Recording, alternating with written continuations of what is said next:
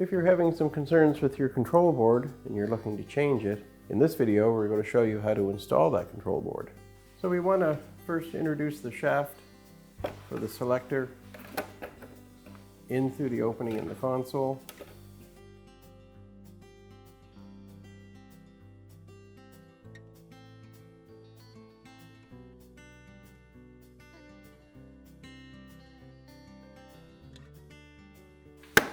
The board just snaps down into place underneath those same locks that we released earlier.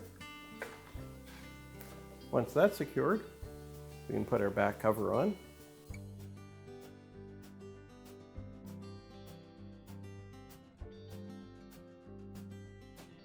And put our screws back in. Again, on your model washer, you may find that the control board comes to you as a complete assembly, so you wouldn't have to separate these covers.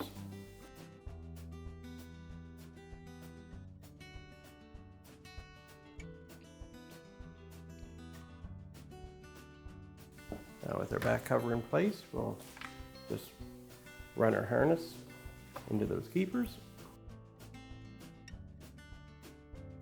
So we just bring our console into general place, take our connector, push it back onto the relay board, and now we can just lower our console.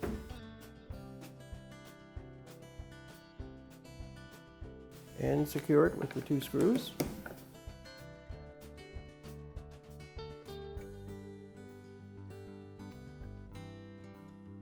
So with our console secured into place, all that remains is to put our knob on, and it's just a matter of lining up the flat spot of the knob with the flat spot on the shaft, push it on,